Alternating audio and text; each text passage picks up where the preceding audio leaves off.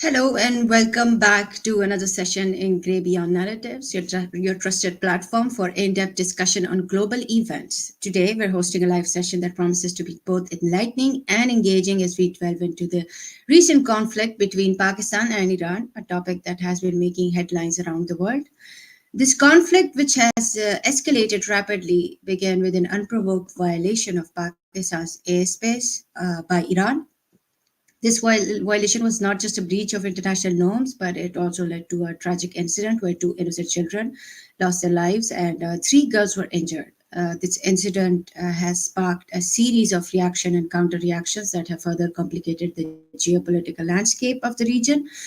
In response to this violation, Pakistan launched a military operation codenamed Marg Bar Sar Machar. I think it means something like death to the militants or death to the soldiers in Persian.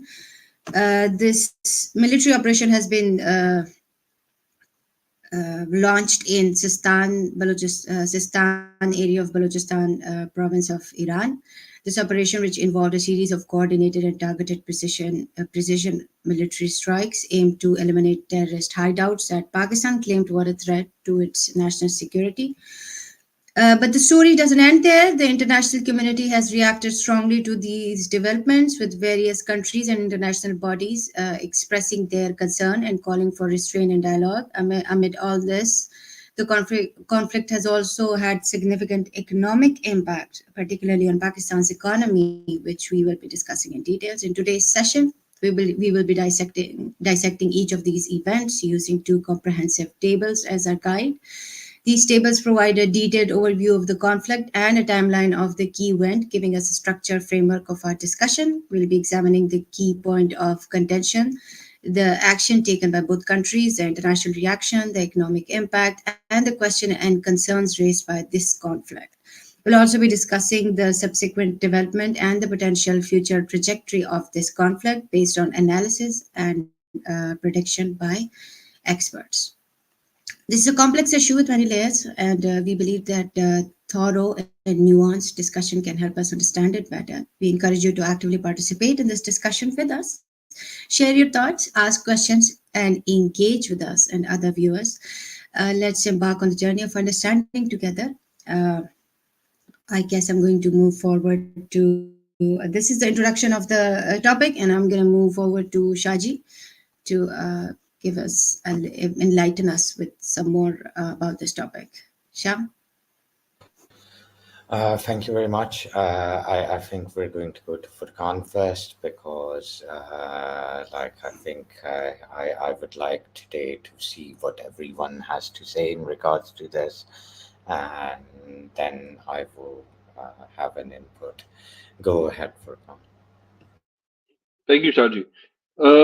I think it's very interesting and also a bit sad to see how the events unfolded in the past 2 3 days. So on Tuesday, basically, uh, Iranians did an airstrike in Pakistan and then basically targeted the Jash al Adl group, which is a Sunni group, and uh, they basically justified the attack as a response to a recent uh, attack by the said organization Jash al Adl on the Iranian city of Rusk.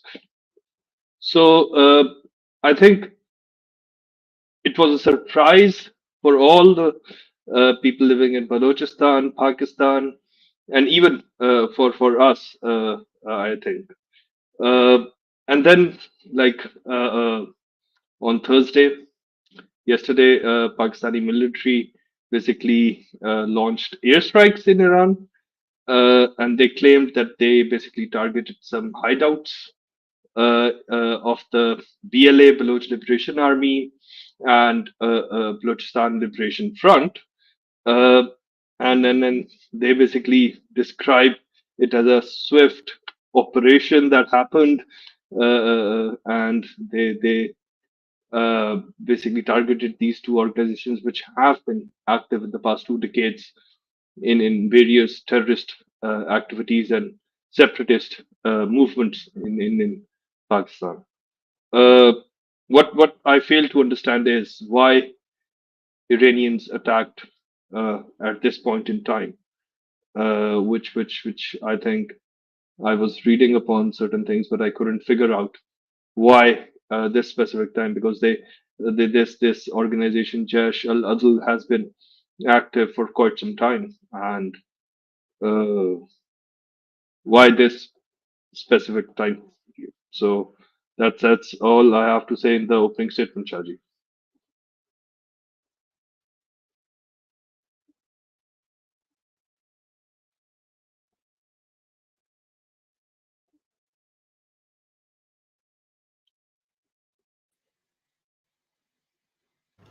Sid, Yes, what I would like to say initially about that would be that this particular organization, Jaish al-Adl, uh, it has come to the attention that, according to CIA, uh, there were some joint operations by the Israeli intelligence agencies along with CIA at some point where they were operating in Iran, where they were operating in Balochistan. And this particular organization, Jaish al-Adl, with its previous uh, name, I believe uh, it was named something else back then, and then it broke off into Jaish al-Adl and another organization. Uh, these were under impressions of Israeli intelligences. This is a document that has been released by CIA, and as a consequence of that, CIA reduced its cooperation with the Israeli intelligence in this particular region. So, uh, this particular organization, Jaish al-Adl, has some Israeli connotations along with it. And we knowing full well that Iran does target Israeli interests, uh, this does pique our interest. Uh, as for the whole situation in regards to uh, violating the border, that is something at this particular time, with the world politics and the rising tensions globally in regards to warfare and military, it was not a good time. We have to understand that Pakistan and I believe 3 days ago, Pakistan and Iran were in a joint navy exercise, and they have all the ways to communicate what they are doing and what they're not doing. Uh, so I myself do not understand why these operations, because Iran and Pakistan has in previous times coordinated attacks against Jaish al-Adl and BLA and the other organization, BLF. They have coordinated attacks against these organizations. Uh, there have been times when Iranian soldiers have crossed borders in order to attack these organizations. There have been times when Pakistani soldiers have crossed borders to attack these organizations on the Iranian side. Why the lack of communication happened when the channels for communication have been previously very open and very easy? Uh, what I find is that these kind of tensions just might be in order to distract the populace towards something that they are the governments on both Nefarious. sides might be hiding. So Nefarious that's is the my word take you're on it, looking or my for. initial take on it.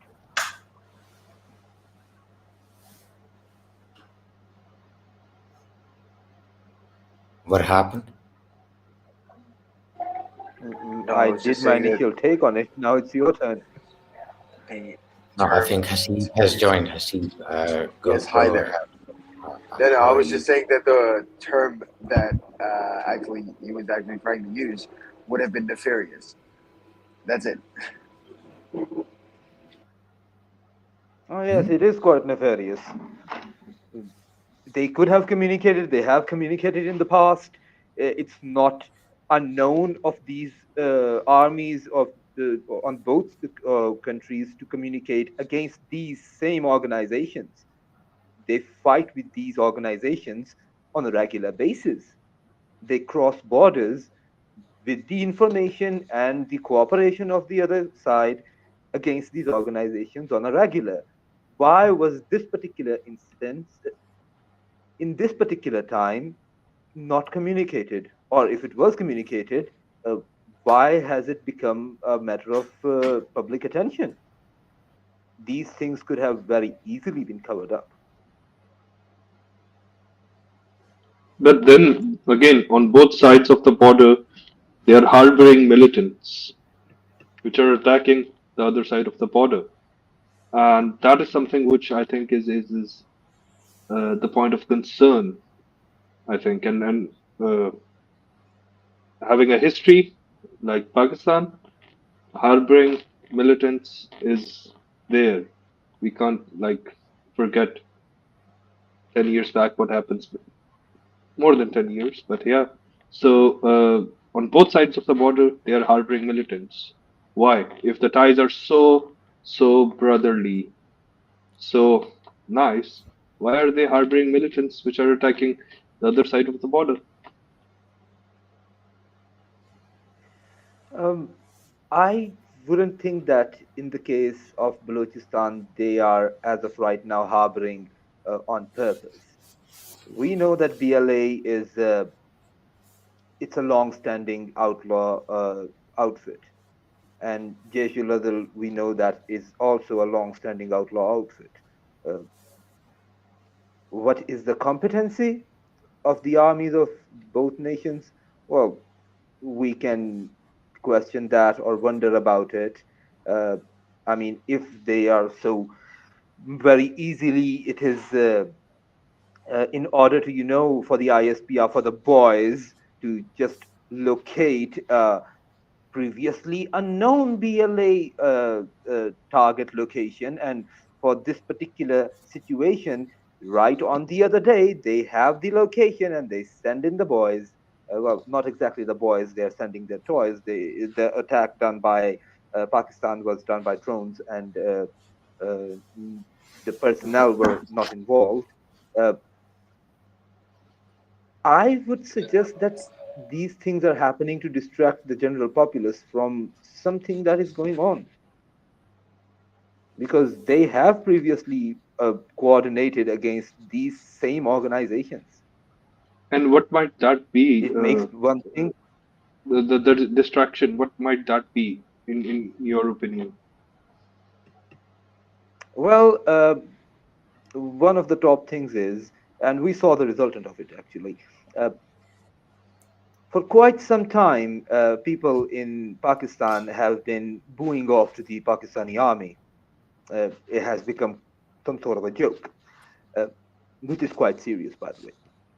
And on the other side, the Iranians are in an upheaval for quite some time against the let's call it the ruling elite. And I think that the boys wanted for the public to show some love to them, and we saw that in the Iranian media before the Pakistani response. They were, uh, blowing off some steam, showing off, and then on the other side, the Pakistanis were like, oh, "Well, we stand with our boys." We have not been standing with our boys for quite some time now. I think they were just wanting some love, and uh, quite probably they said, "You know what? You need some love and we need some love. Why don't we do a little bit of a stage? We'll get some love and applaud."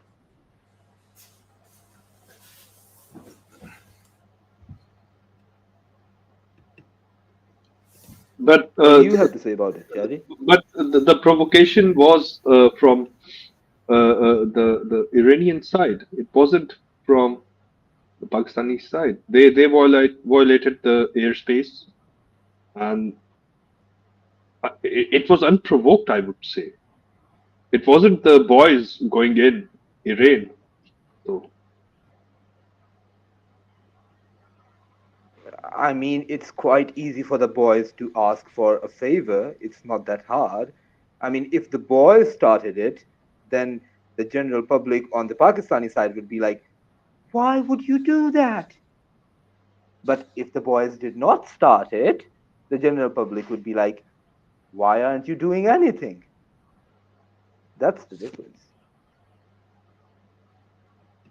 Because they have been killing the members of these organizations on a regular, and that's their job. That is not something that they're not supposed to do. That is something that they are supposed to do. That is their job. And the armies on both sides of the border have been doing their job for quite some time now. To make a show off out of it, I would I would have my reservations that it would have been in order to deviate the attention of the public from something else or some other nefarious means. This is not something that they could have not communicated with each other. This is not something that the other party would have been like, no, you can't do that, because they have done operations like it in the past, in quite recent past. They were in a military exercise 3 days before that incident. So that's my take on it.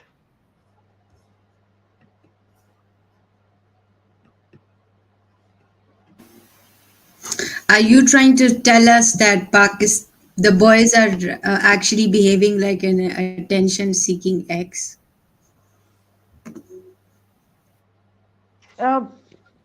You're putting some very harsh words towards our boys, but sadly, I would have to agree. They are, I mean, we have not been showing love to our boys for quite some time, and Bro, everybody they've wants been to be taking the loved. love. It's not about us showing it. They've been taking the love, bro, right out of our pockets. So think about that. But aren't we I getting a mean, bit too harsh on the boys? I would say, because like it was the Iranians who basically, I would like again repeat what I said, because it was the Iranians who violated the airspace, and I get the point what Sid said about getting a favor, but like things can escalate, even if I accept what you said in terms of getting a favor, because like one nuclear power, one having a huge military power, and like yeah, Iran and Pakistan, things can escalate in like a second. So why take the risk? I still fail to So, understand why would Furkan Iran bhai, do something for the boys. Iran? How sure are we that Iran doesn't already have its own nuclear heads? But I agree to that notion as well. But like, why would Iran basically risk so much to give a favor to the boys? The boys have never given a single favor to Iranians. I would say, like, not much. Because But technically, even Iran needs the kind of support from its masses, since the controversies they went through. So I mean, it's not exactly that far fetched, to be honest. we're not the only ones with the boys. The other side also has the boys. But I have to tell you this one thing, that even though Iran was very friendly to us when the Shah of Iran was there, but since the revolution, the Irani state have been generally very anti-Pakistan. They don't exactly like us. So I mean, it doesn't really come as a surprise, But in the because recent there is a days, history. however, There is a second. There is a history where Pakistan have always used to hand the Jeshul Adal leaders or whatever they could find to the Iran. They used to hand them over, but Iran does not do the same for Pakistan. The BLA and BLM leaders, they take refuge in Iran, and they're unbothered to hand them over to Pakistan. So it was always there. We were being a little क्या कहते हैं उसको, what do you call it, doormat. Yes, we were being a doormat. Yeah. Mm, Wait, I thought that I we kind of wouldn't. established that we were doormats since, like, I think the 90s easily, weren't we? Yeah. Yeah, but we were doormats for the white Yes, people, exactly. We did not for the establish that brown we were ones. doormats. We The we Iranians were are doormats for the white as white well, people. bro. The Persians are white. I was not talking about the fair complexion. I was talking No, they about just spoke with like other a thing. But very flamboyant affectation. Other than that, they speak like very much like Pakistanis. Can you speak a yes, bit louder? Oh, I'm sorry. I'm actually in a train. Your voice is not. So, yeah, I'm actually in a train right now. So, I don't think Now I it's would be fine. able to contribute so Now well. you're audible. So how do yeah, you view this, Seep? Like you've heard everyone else speak in a certain way. How do you perceive this? Why was this attack carried out?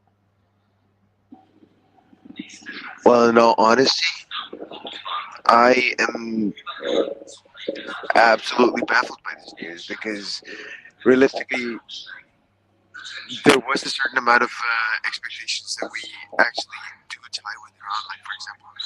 But Your voice is gone again. yeah, I'm sorry, I'm still in the train. Oh, I would now be it's able to fine. contribute a little bit better. I'm still en route, so how about I just hang back here for a bit and I give my understanding of it No worries. as soon as I get to a stable connection. How does that sound?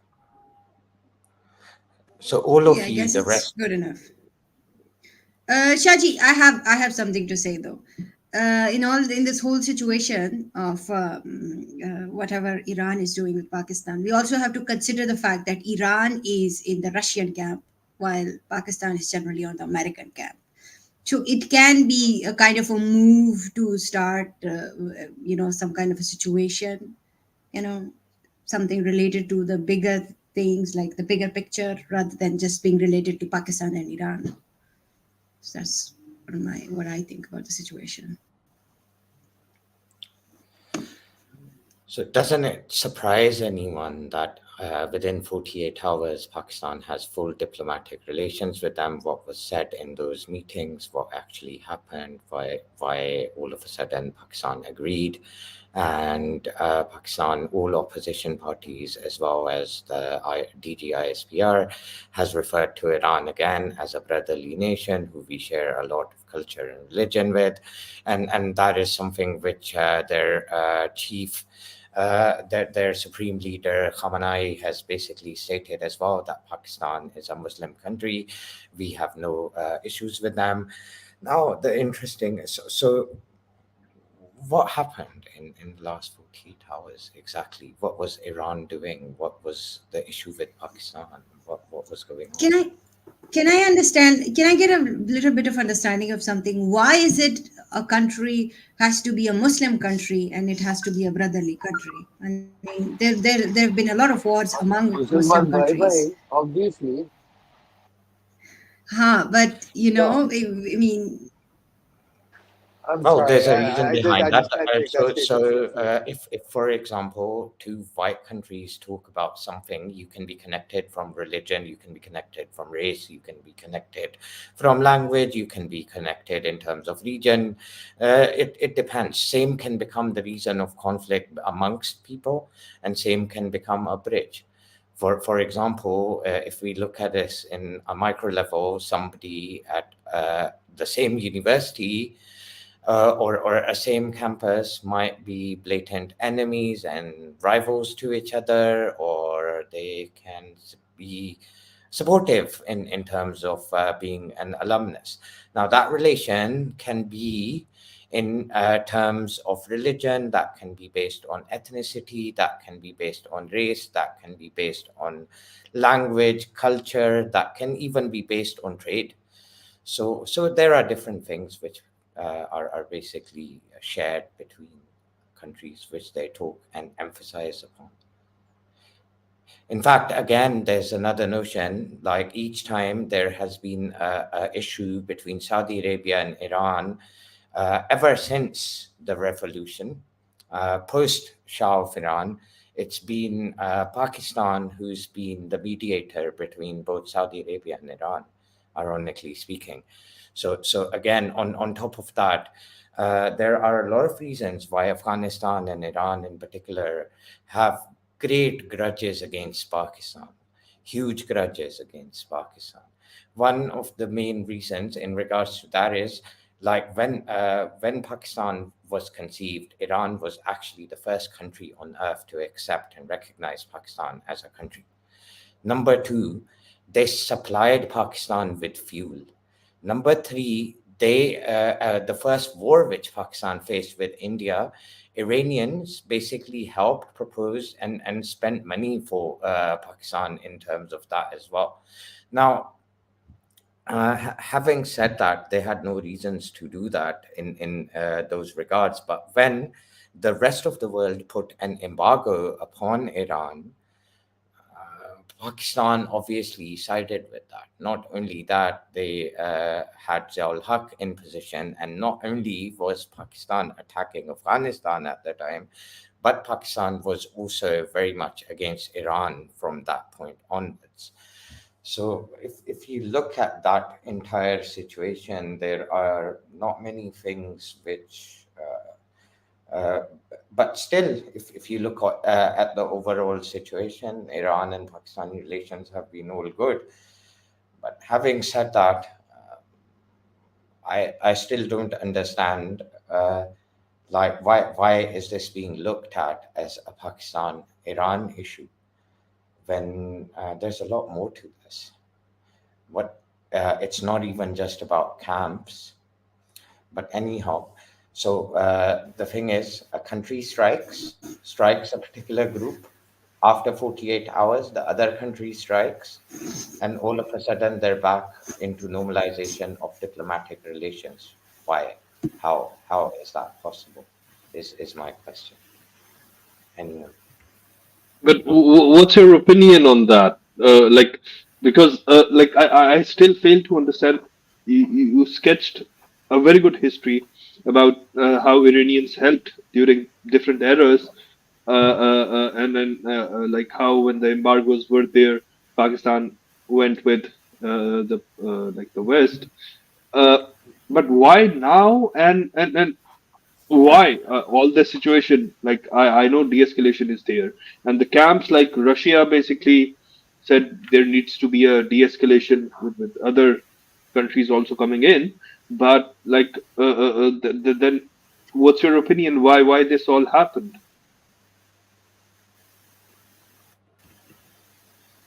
Okay, if you look at the last 48 hours, what you'll discover, Pakistan is not the only country which Iran has attacked. Iran has gone out and attacked Iraq as well as Syria, and they've been very targeted. At the same time, Houthis have gone out and they've like gone all out against certain other groups which were anti-Iranian. We've had strikes in Lebanon as well on behest of Iran. All this has occurred in the last 48 hours. This is basically Iran spreading its wings in the region, basically sending an indirect message to the United States that neither are we dependent upon Russia, neither are we dependent upon China. Anyone from any side who is going to attack us directly or indirectly, we're very capable of carrying out our own attacks. We know how to defend us within and our people within the region. That was also a message to everyone within the region. We are not only capable, it will be in your benefit to basically be more cooperative with us. And that's what Iran very successfully did in the last 48 hours. They have not only attacked all these countries, at the end of these 48 hours, they've restored their diplomatic relations with all the three countries. They've made statements about Muslim Brotherhood. All the countries have agreed in terms of what was stated, and they very cleverly attacked groups very precisely within those countries, whether it's Syria, Iraq, or Pakistan, who are kind of designated terrorists. And they are an issue for the host countries as well. And they have assured them, in my opinion, they have assured them very, very clearly that we are not against your governments, we are not against your people, we are not a threat to you. This was basically something which we've done, and they've even though what they've done is they've crossed airspace which did not belong to them, and that was infringement of sovereignty. But this is what happens in a global conflict. This was also a very direct message to Israel: do not take us lightly. The way things have been said in the last 3 or 4 weeks, where everything has been blamed on Iran directly and indirectly, what they've done is broken the shackles. They've come out and they have not left any stone unturned in terms of anyone who was unclear of the fact, and this is just my opinion, anyone who was unclear in any way or form that Iran is a spent force. Iran is not going to take direct action. They are reliant on proxies, because there was this perception after Mossavi, around about 3 years ago, a general who was visiting Iraq was killed by the United States. So again, this was a response to that as well in terms of the region. So it was a subminimal message, which was very, very direct, and it has been taken by the world, in my opinion. All of a sudden, even China and Russia realized that we've got Iran as a partner, and it's a valuable partner, and they have their own goals to achieve. It's a regional power, and that's what they demonstrated. Okay, Shaji, then I would again ask another question. Why Pakistan responded in a way they did? And the statements coming from the Pakistani side, I understand, and I think you are making a lot of sense how you described, and I would put it a bit crudely. They were flexing their muscle and then showing their presence in the region. But why Pakistan responded in a way they did, and the statements coming in, although yes, there were some You know, when the Iranian strikes occurred, do you know what the Pakistani Navy was doing at that time? doing a training session with the Iranians. Yes. Do you know what the Air Force was doing at the same time? There's a joint session. Yeah. So there was in air joint session active at the same time between the Iranians and the Pakistanis, and there was a Navy operation exercise which was being carried out at the same time. So when you look at that in complete cohesion, again, when Pakistan responded, they responded in the same region, within the same groups, within the same areas. Neither of the countries basically attacked. If you notice, they did not attack any government places or army places. None of the army personnel or civilians were killed. Very precise attacks on both ends. Same with Syria. It was not the normal people who were attacked. It wasn't like Israel going out and attacking hospitals. Both Iran and Pakistan attacked terrorists. In terms of Iran doing the same in Syria, in regards to the airspace case in Iraq. So in this case, when you look at it, both of the countries were attacking very designated groups. But Shaji, I think the strikes that were carried out by the Iranians, there were some civilian casualties and injuries, and they were mostly children. That's what the formal report of the Foreign Ministry of Pakistan. That's what we know from that report, that there were certain civilian I'm not. casualties I'm in the talking about airstrikes. the attack in terms of who it was carried out against. I'm not talking. Okay. They did not basically carry out an attack on in as against like area in Pakistan where like residents or civilians just happen to live, which is an hospital, like for example, what Israel did, and neither did Pakistan, and that is why they were able to resolve that issue so So, quickly. what would they achieve out of this? Like, I know this I would think bring Iran's them to achieved the a lot in the international. last 48 hours. Iran has, for itself, I'm not saying if it's good or bad, but I think whether it's Pakistan, whether it's Afghanistan, whether it is Syria, Iraq, Israel, and specifically United States, as well as their partners in the region or global partners in terms of namely China as well as Russia, that Iran is an independent country and it has the power to regionally simultaneously strike a force and put up a combat from all sides.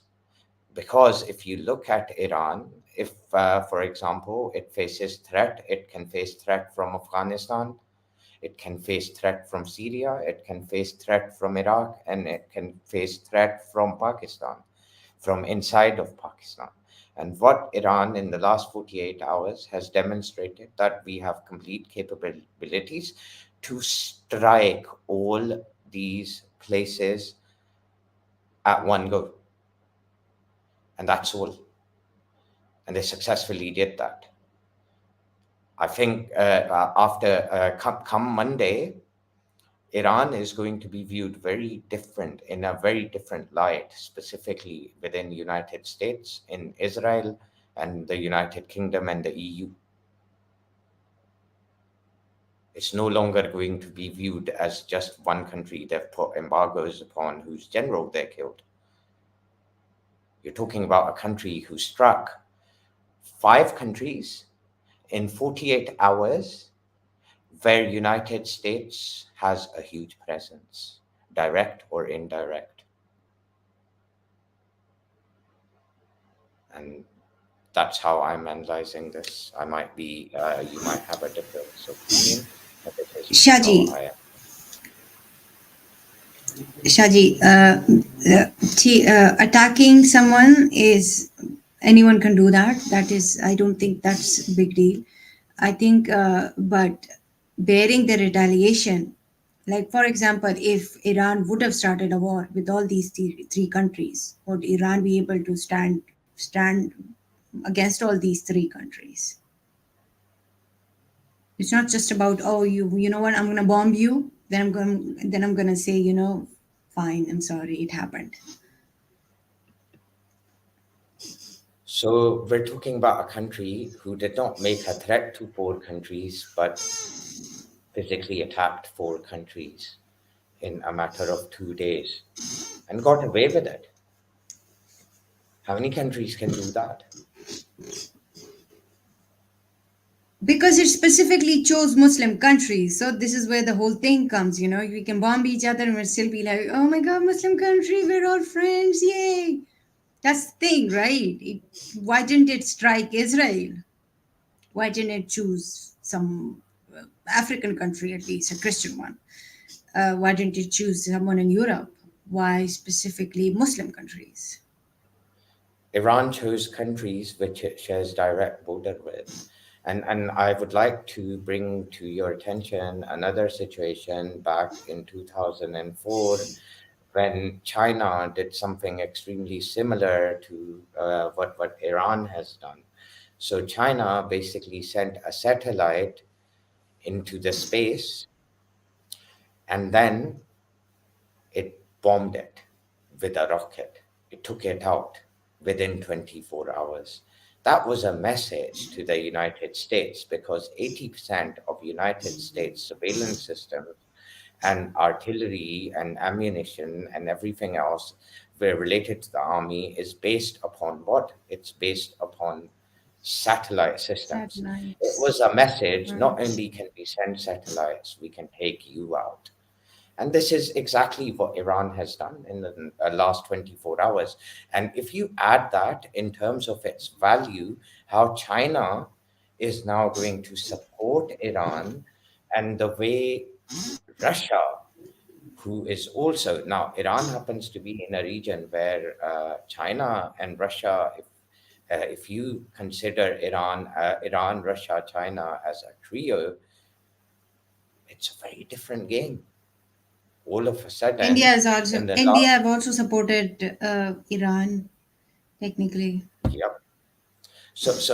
In Indians have basically come out with the headline. Jay Shankar has basically said this is a chance to get deeper into the great game.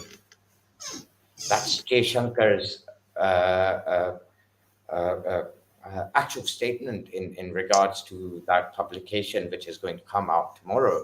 There's an entire publication in regards to this coming out tomorrow on behest of India from the Indian Foreign Office, and that's something which is going to be a very imperative piece of document to have a look at, because what that is going to dictate is that how and which direction this region is about to go. And when I state this entire region, what I mean is entire Asia, including the Middle East. It is a game changer, what's happened in the last 48 hours.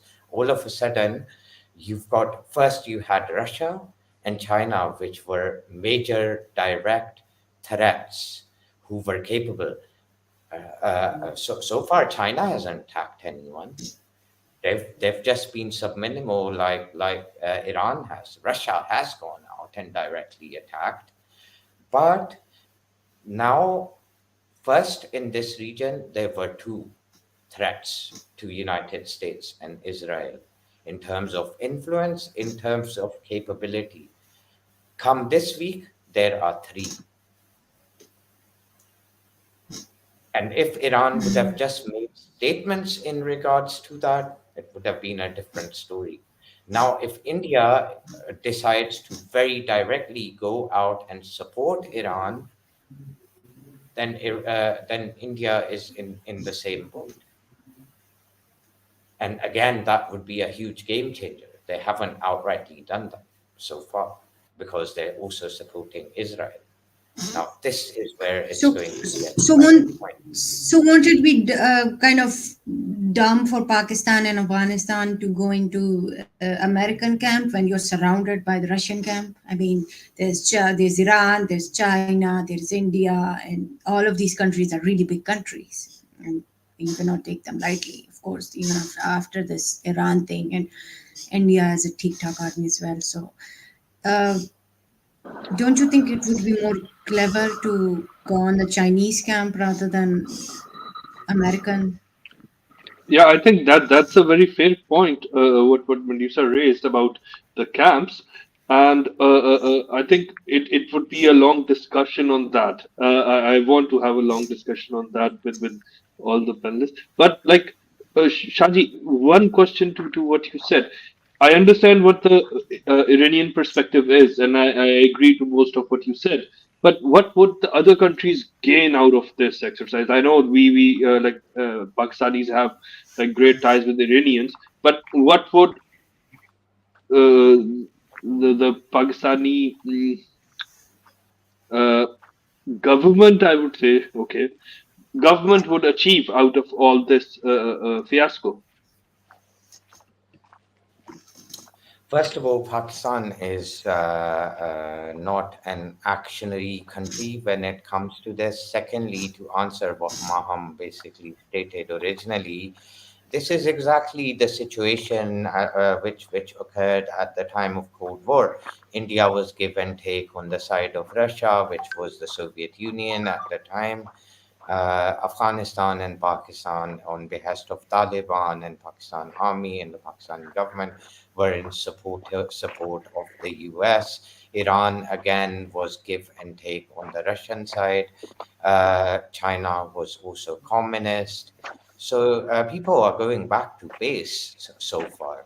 I don't see any change from what occurred in the 80s or in the 60s or the 70s. It's give and take the same situation. Countries are retaking the same routes. And last time round, it was basically the American side which triumphed. So if things are to go in a similar way, I think uh, again, I don't think this time round Pakistan has exactly decided which side it's going to be, and I think Pakistan is pretty much neutral between China and United States at this moment in time, or between the Sinosphere, as they want to put it, and the Anglosphere. I would disagree on that, Shaji. We had a discussion on this like sometime back. Uh, like why was the previous government and the vote of no confidence came in initially? Uh, the establishment has chosen a side. It's very clear what they are doing in the past 2 years. They have chosen a specific side, and they are taking like they are doing certain political engineering I at the don't moment view that and since the as past two toppling of years. one. I don't view toppling of one government as choosing a side, because the thing is that uh, at the time of Imran Khan and that government, if you look at it, Pakistan had tilted very much towards the side of China. And the Americans and the Western countries were feeling very much alienated within Pakistan. So much so that in that entire period, there was no American ambassador in Pakistan. They had reduced that. I think post Imran Khan era, the establishment of Pakistan, as people would like to put it, came right in the center. And that's where we stand. Neither are our diplomatic or trade relations against China or against United States at this moment in time. Neither are our foreign policy considering United States as an enemy, very directly. That's the stance, and neither are they considering Russia as an enemy, and that is our official stance. And this is what it boils down to. So, Even with the Imran Khan that's government, the that was the basis. official stance.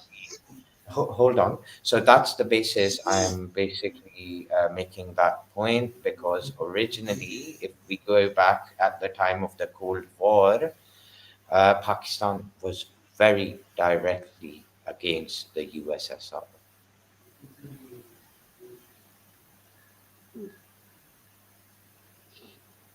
If I agree to the point that they their stance is a bit neutral or a bit centric, uh, then basically why the cipher coming in and why the then chief going in saying certain things what he said. Furkan bhai, Uh, we've discussed that aspect of things. I don't want to talk about PTI and Imran it's it's Khan. it's not about You can PTI, have a Shah. It's about conversation the about stance. that It's it's there are three more it's people.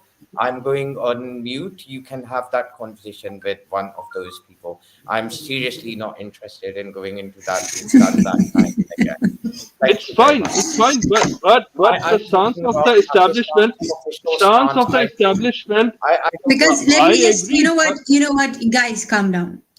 Furkan bhai, I'll answer you because Imran Khan was going too openly on the Russian camp. That was the problem. The Ukraine war started.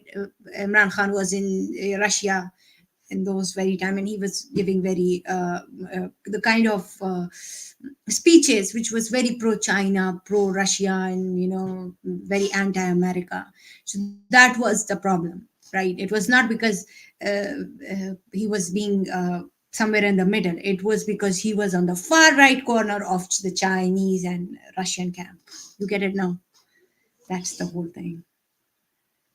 So right now the establishment is in the middle. That's what you and Shah are proposing. Right now, I What would I'm say going to that the say is, establishment. एक second, sit. What I'm going to say is, for Kanwai, I'm going to say it in Urdu. Pakistan मंदिर का घंटा है, जो भी आता है बजा के चला जाता है. Okay, I'm done. I actually No, disagree with that notion, the last statement. And secondly, what I'm stating is that is not an opinion, that's Pakistan's official stance, whether it's the Foreign Office, whether it is any official organization.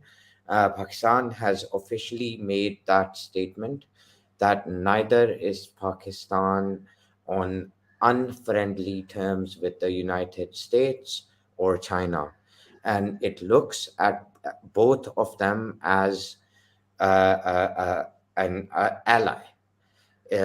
Some in economic terms, some in terms of force and whatnot.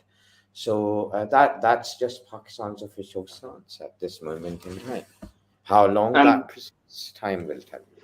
yeah, and that it is hasn't changed since the past 5 years. I would say this official stance hasn't changed since the past 5 6 years. Well, It has been the same. no. So Pakistan, in the middle, when at the time at the end of Nawaz Sharif, or actually at the middle of Nawaz Sharif's last term, when he was prime minister, tilted more towards China officially, where there were statements made, and that continued throughout Imran Khan's tenure. And when Pakistani foreign policy clearly stated that it was moving towards China in a very clear way, where that sweet as honey and high as whatever kind of statements were made both by Pakistan and China and whatnot.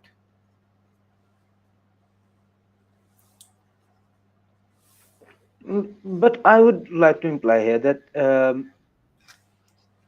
although the official statement of Pakistan would be that we are neither in the Chinese camp nor in the US camp, uh, the reality still is that we are under the influence of USA.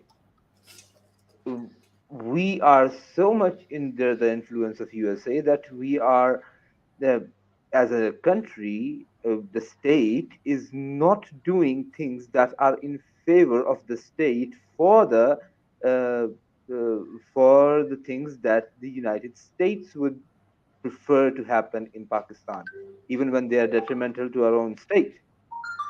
So the official stance might be on paper that we are centric, but on ground we are acting on the camps of USA.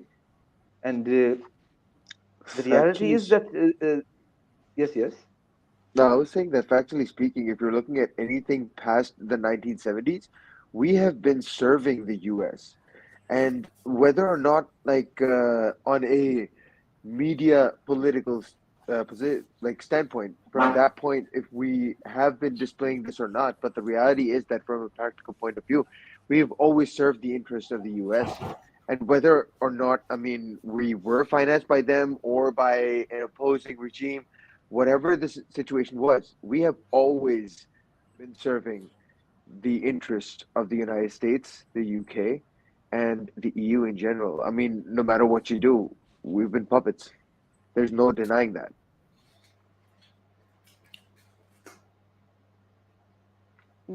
So basically, on grounds, officially, what we're saying and on grounds, what is happening are two different things then.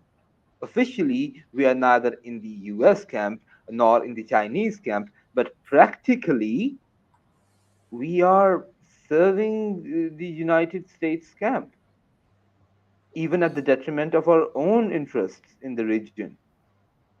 So that is putting us geopolitically in a very bad situation because all the countries surrounding us, Afghanistan, Iran, and Pakistan and India, well, they're in the Russian camp or Chinese. Well, Afghanistan would be more into the Chinese camp once they have a rather more stable But Sid, government. wasn't that the case in the 70s and the 80s as well? That didn't make a difference. Still, It did still. make a difference. We are Okay, very much so in a very bad so situation. I have a question. I have a question.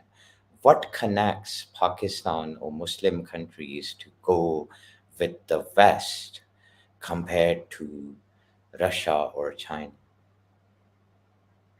Why What is there? connects We, Yeah, what connects us is because we were the but colonized we were the colonized world. What are you talking about? We were their slaves from the point that the I'm asking a 1600s. question. I'm not talking about nothing. You see, yeah, okay, tell Like, me, I'll give answer me that. your opinion. just Well, being clear. well, Give me I'll so answer what that. So, connects what connects so listen to my question again. What connects the Western civilization and the Muslim civilization historically? What connects them? Why is there a tilt that each time? This is not the first time, and I'll give you some pointers. It's not just in 2024 at the height of the Cold War. Majority of the Muslim countries, they went with the West. If you look at the Second World War, same thing happened. First World War, the Ottomans again sided on the other side, but at that time, Muslims basically had their own power, which was in the name of Turkey. In that way, how good or bad is debatable. If we look at historically speaking, again, each time, even at the time of Zoroastrians and the Romans, the Muslims basically sided with the Byzantine Empire compared to the Persians. They never coincided with them. Uh, so my question is, and surprisingly, each time, what is known as the European Dark Ages, each time they needed something, the Western civilization, they sided with the Islamic world. Why? Why is that? This is history which nobody can deny in those regards, even though they've been at each other's faces completely. They've been against each other. They've attacked each other for the last 1400 years. There've been war between Christians, namely, and Muslims. But every time there is a third party, there's a global situation where a third kind of a civilization, which is not at its roots Judeo Christian or Muslim, um, whoever is the top dog, the underdog basically goes and joins them, give and take. There are it's actually very interesting that even this at the time of the Cold War, if you look at the headlines, even the likes of Osama bin Laden, were there were headlines in the Western media stating that Osama bin Laden, a God-fearing warrior, is about to take out godless Russians. This is a Wall Street headline. You can search it up. It's a Guardian headline. It's a BBC headline. I remember, like, even up to the 90s, we were little kids in schools in the UK, and our teachers used to tell us that Taliban are great heroes. They used to respect us for being Muslims in many ways, because we help apparently our communities from around the world, the Muslim communities precisely, uh, were their allies. It's only September 11th when the world changed.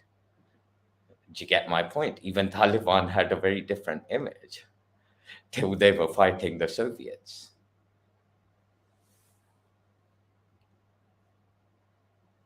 well, the history was different, and the September 11 did happen. No, that's an If example. I That mean, was not you really did answer your own question that throughout history we were siding with, well, quote unquote Western people because they were Judeo-Christian. because they were Exactly. Abrahamic.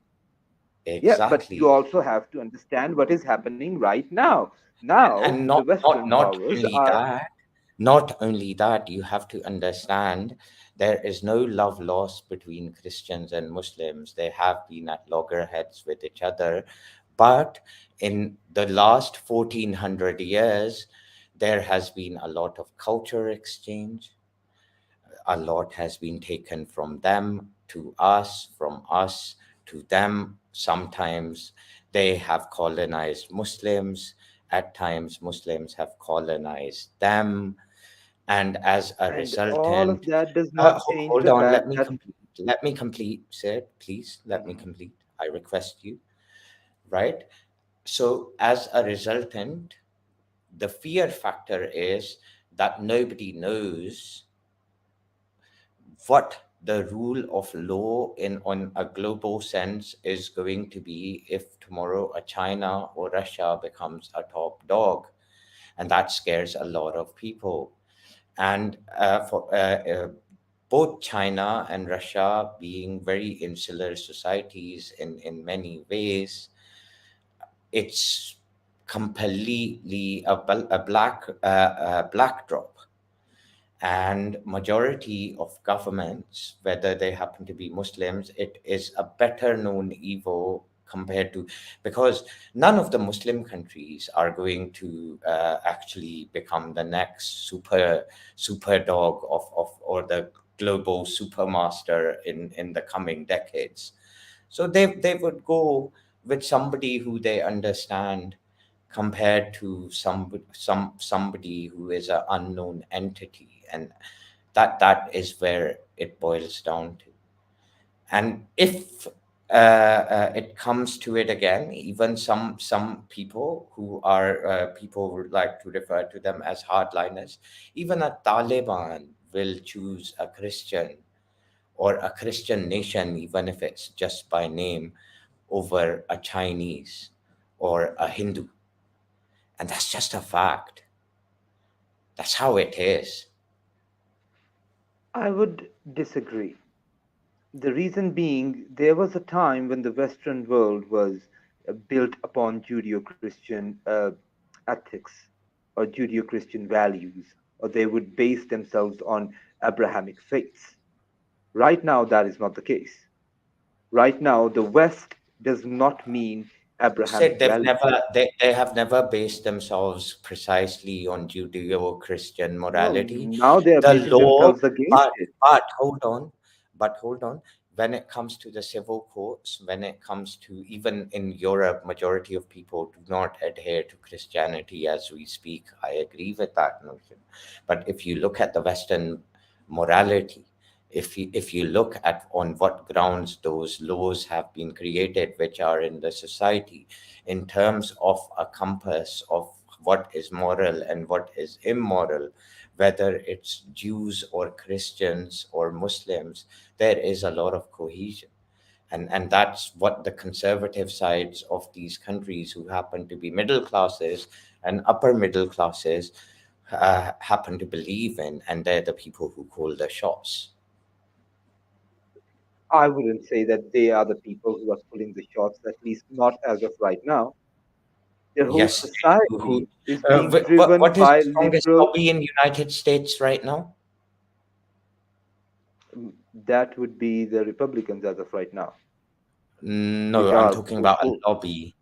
I'm not talking about a political party. It's the evangelical Christians. They are Okay, dominant in both of the main parties in United States. They are at the heart of the education system. They have produced some of the best schools in the entire country.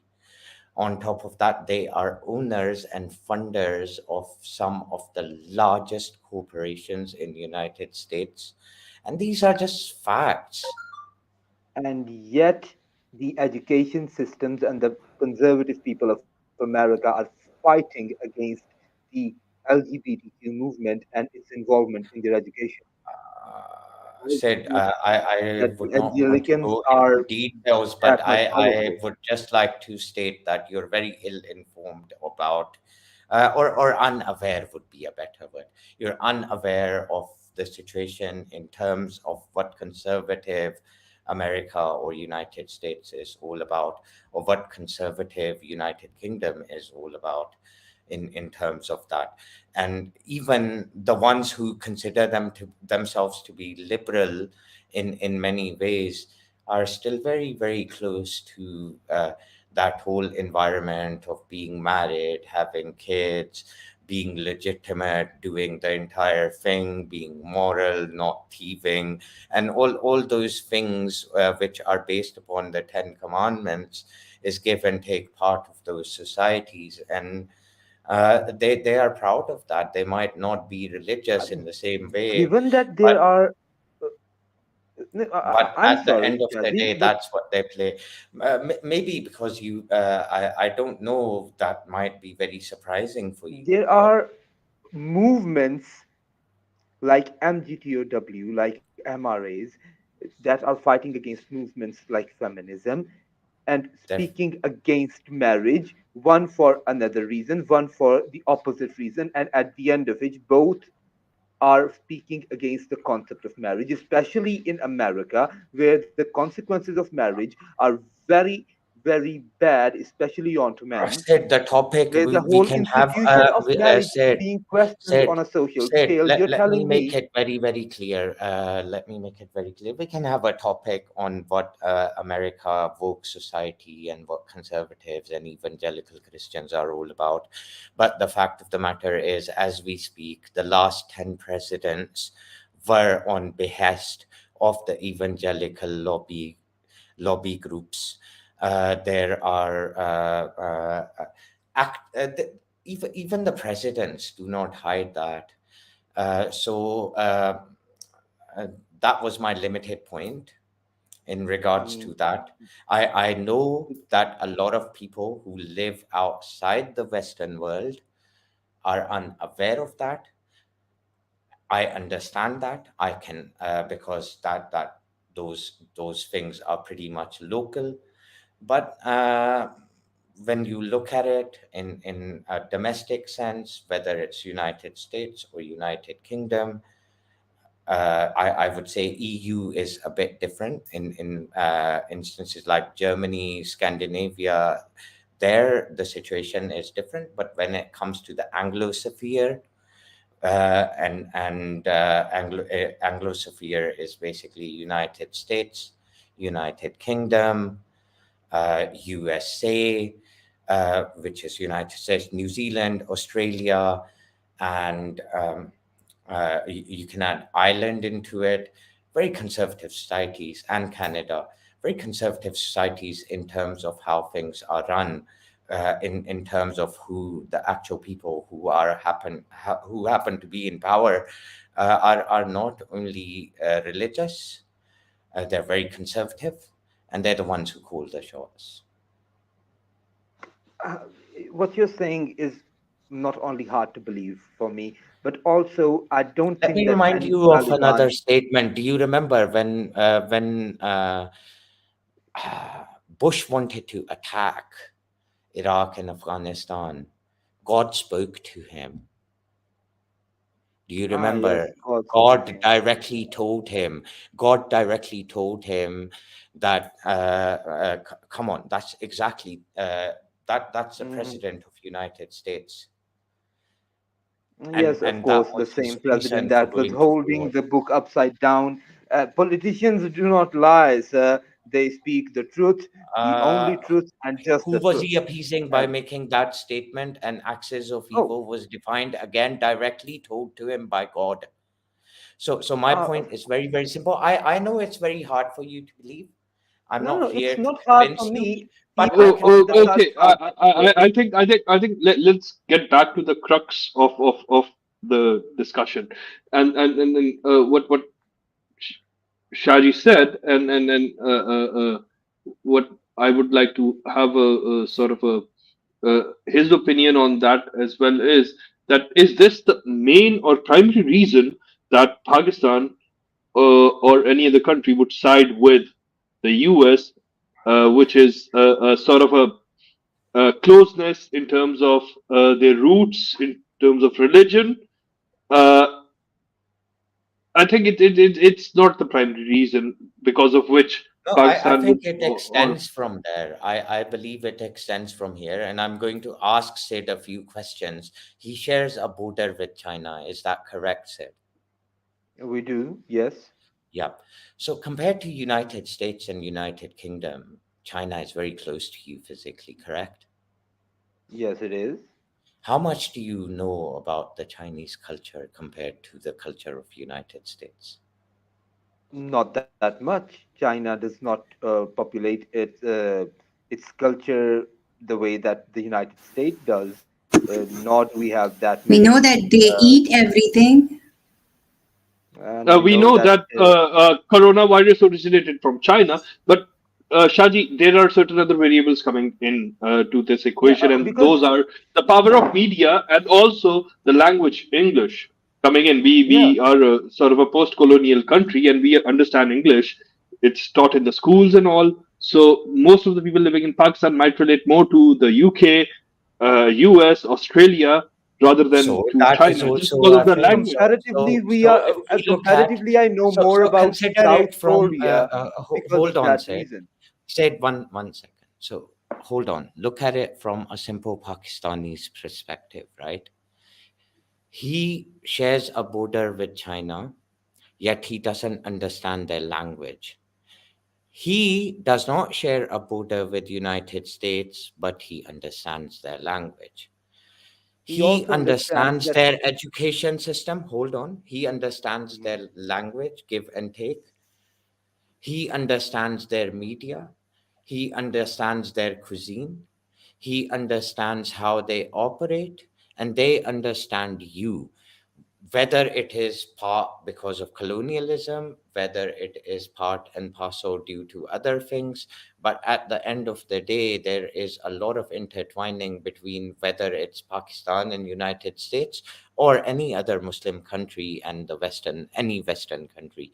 A person, put a Muslim person in a Western country and put the same Muslim person in China, I think they would be more empowered and more able to roam around a Western country in terms of understanding and comfort, compared not because China is oppressive, but just because of cultural know-how and intertwining language, however, whatever the reasons might be, and that just always tilts civilizations towards each other.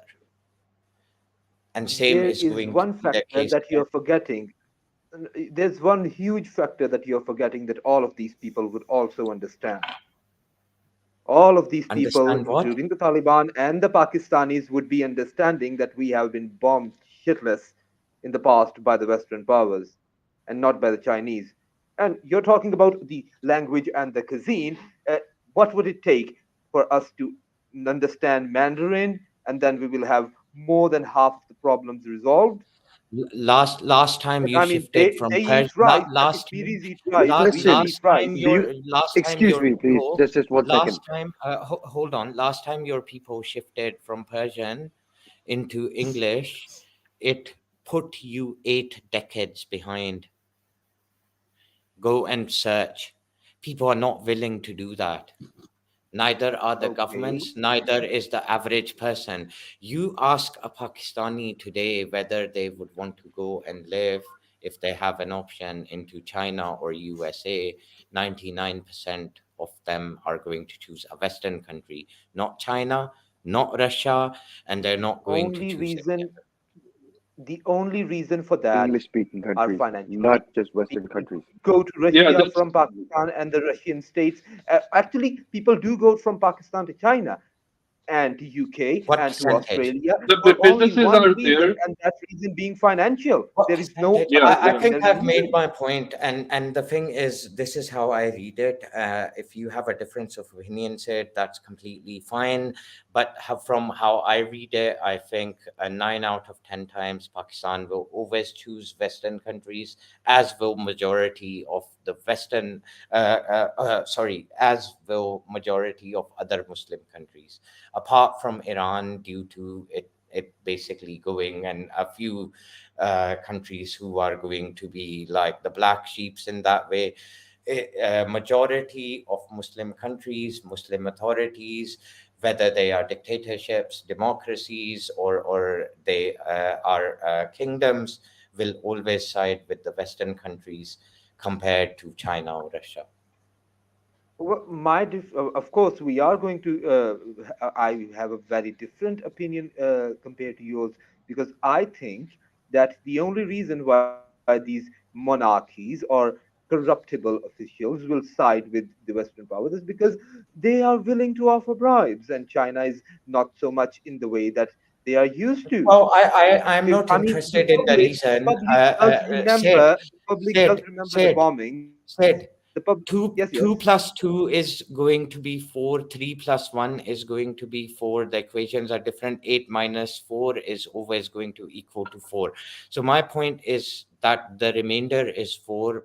Whatever the reason, whether it was 8 minus 4 equals to 4, or it was 2 plus 2 equals to 4, it is going to be 4. And I think what I'm trying to say is Pakistan is going to be an ally to United States if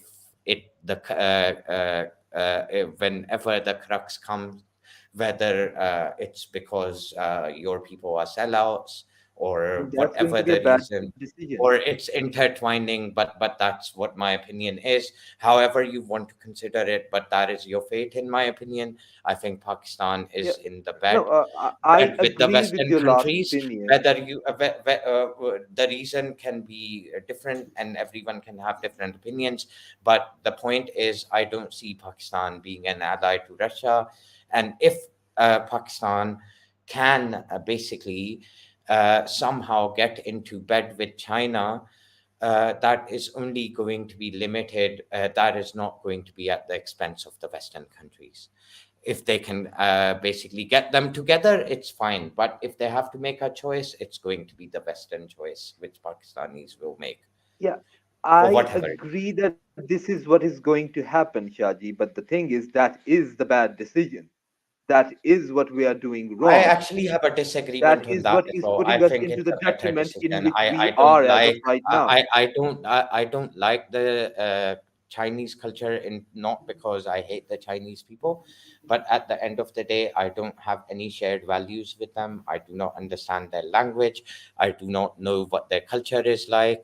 So I would rather choose the Western countries, and I'm being very, very vocal compared to China, uh, uh, because I believe that we know how to navigate those countries. I believe that we know their system. A lot of their system has been deployed in our country as well. So going by that, if, for example, somebody asked me personally, I would always choose the Western countries over China or Russia, because the culture is alien to us. It's very alien to our people. And I don't know what would be unveiled at the end of that. And nobody knows, because China has been a very insular society. We don't know what they are going to deploy. So that's again a matter of perspective, and my opinion differs from you. And I believe that Western countries are. According to Sid, the grass is greener on the other side, right, Sid? According to Yeah, but Sid, I know the, the grass on the other side might be green, yellow, blue, or laminated with lime, but the But grass the on thing is, this it should side get you is high. bomb. yeah, but I have a I know for a I fact have that the glass on this side is bombed and mhm. carpet bombed, and it's laminated with petrol oil, and it's burning, and it's hurting us. On the other side, it can't be worse. It possibly Yeah, can't be worse. I get And if it what was you're just saying. Said culture, like why wouldn't we be just having jolly time with India? We share our most culture with India. We're at each Mhm. other's throats. Yeah, but Sid, like I get your point. The collaboration or the alliance with the West has basically resulted in a lot of bloodshed. in our country, and we have seen that. Okay. But what Shah is saying, the connection that we have in terms of the language, some form of culture, I would say pop culture and the Hollywood, probably food, burgers. They are quite famous and quite uh, like we like to eat, especially in I like Islamabad where I come from. Manchurian rice as Yeah, well. What's your but point? yeah, I like yeah, steak. yeah. My point is it wise strategically to align with a country just because of these reasons? I don't think so. Strategically, like we share a border with China, also India, like Sid said. Strategically, are these the reasons because of which we should align with America, the UK, or all these countries? I don't think so. That I these agree, should be the Furkan, only right? reasons. That's a very stupid move because, first of all, the Islamic Republic of Pakistan, we know for a fact how Islamic the Republic is. It's not that much. And we are What not going republic? on the way of the Islamic Republic, we're going the Abrahamic alliances of the world. I mean, that's just so quite and jolly. Also, we're completely forgetting the fact that the Abrahamic Western world is not Abrahamic anymore. The Byzantine Empire fell. The Romans are back, sir.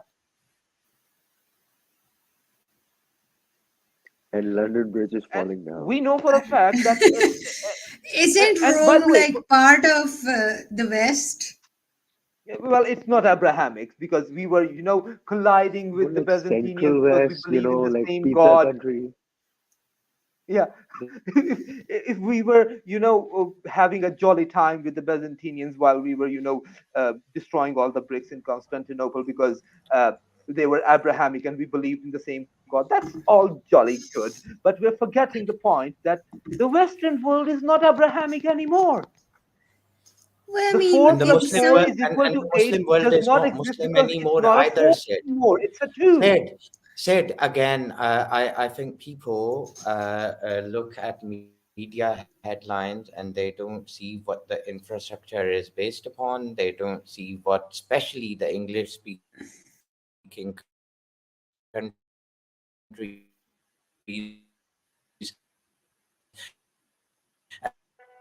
and their middle ये remix जो हो रहा है ये सबको सुनाई दे रहा है? classes are all about. They don't understand I thought it what was just Shaji, me. your evangelical audio is Christians या not say. आजकल clear. मुझे भी लगा था मेरा सिर्फ इंटरनेट है. No, Shaji, your audio is not clear. Am I audible? Yeah, you are. You A are. little bit, yes.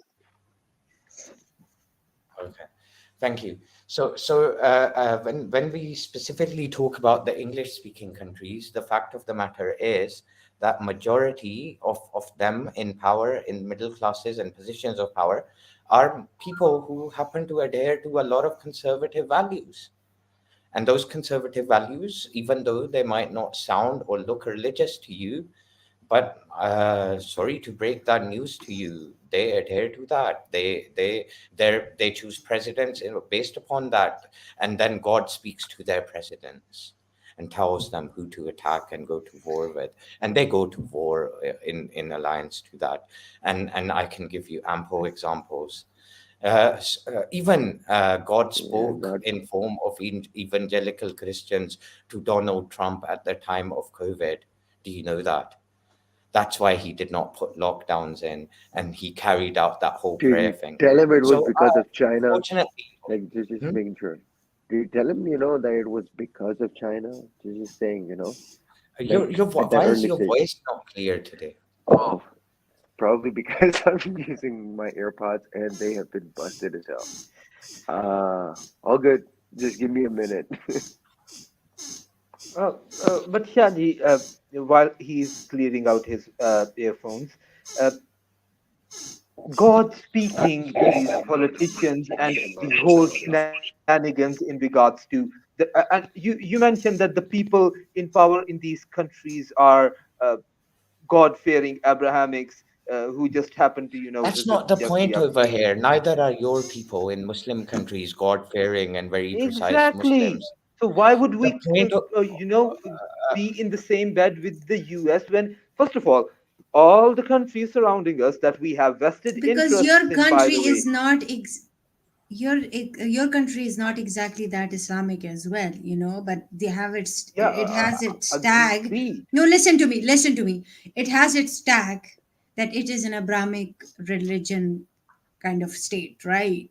So even though it's not the United States might not be a very good example of Abrahamic country, but it's still there. Like Pakistan is still there, and the connection is still there. Like Iran and Pakistan are friends because they're both Muslim countries. Now, Iran. Just a second right there. Hmm. As far as the United States is concerned, they are responsible for taking God out of every single curriculum that they are officially allowed to teach. So just between us, you can't call them Christian, you can't call them of any No, I'm religious not. I'm not. I'm not. category. I'm not. Just is No, I'm not just calling saying. it. I'm not one calling it second, Christian. Mohammed. One second, Mohammed. So the thing is, if you look at the American Constitution, yes, it clearly mentions that no religion is going to have a direct impact. But if you look at the power structure within the United States and the power, like I keep mentioning, the evangelical Christians have, what you'll see is they decide who the president is, not because they're dictators, but they've manifested themselves in parts of societies where they exert power, and they exert huge power. They are stronger than the Jewish lobbies in United States. In regards to that, these are official Really. facts. Look at the school system. I can name school systems in regards to that. I can show you in regards to the influence these evangelical priests basically had what is known as the Bible states within United States in terms of the last The 10 Bible Belt. presidents which were chosen. Okay. Like I know for a fact that the direct contributions that Israel enjoys come directly from the Bible Belt in the United States, Yes, exactly. primarily. Evangelical Christians believe in Exactly. rapture, and they believe that the third temple is going to be created, and that is why they Absolutely. support the Jews. So that in itself proves my point, that they exert a lot of power. They can dictate American foreign policy. They can dictate who to bomb. They dictate how things are going to be carried out. They dictate who we're going to be friendly with, who we're going to be unfriendly with. Those people are very, very powerful, and they are very religious people. In that case, that gives us more reason to not be in their camp, because why would you want to be dictated that much? The other side does not dictate you that much. And the countries surrounding you that you have vested interests with are on the other side of the camp. Why would you destroy yourself? First of all, the notion that Pakistan would side with the Western powers because they are Abrahamic is, beyond understanding. That's not practical at all. Secondly, the No, Look, Western because they're powers rich. I manipulate. think you're completely Simply because they're misunderstanding the rich. point, Sid. The point over here is not how moral they are and how unmoral they are. It's about a simple connection. Wow. And I think we need to get over that point and let others speak. We've gone too far on this same point, and it's becoming very repetitive. You don't agree, it's fine. Let's agree to disagree. Hasib, please carry your point, and then I think Maham was saying something as well. No, I mean just skip over me right now, to be honest. Uh Why? then I would rather pass it on to Maham directly. Okay, Maham, go ahead. You're saying something. I was just talking about that Christian part. Not exactly. I've actually forgotten what I was going to say. But my Same here. point was that America is just as Christian as Pakistan is Islamic. But we are still Islamic, aren't we? But if there was a brotherly, lovey-dovey relationship between the Abrahamics, Israel and Palestine wouldn't have a conflict in the first place. So, yeah, but overall, I think we need to get back to the The topic. the the fight between Palestine and Israel would be more about races rather than religion, because it was happening way back before Islam came. Okay? The Palestinians were non-Muslim, and their fight has been happening for thousands of years. So that it doesn't exactly. Most of the Israeli, they're not even Jews. They're Jews by race. They're not Jews by religion. So it doesn't really exactly count. So. Yeah. But what would be the impacts of this conflict, the current one between Pakistan and I would Iran? also like to mention one thing, and which should always be kept in mind. We well, Sid basically said, and like said, a lot of other people make this argument from who believe on the other side, which is completely fine. But I think they should also equate, and Sid should also equate anyone who endorses Chinese rule or Chinese alliance over alliance of the West is what did countries like India gain out of alliances with Soviet Union, for example?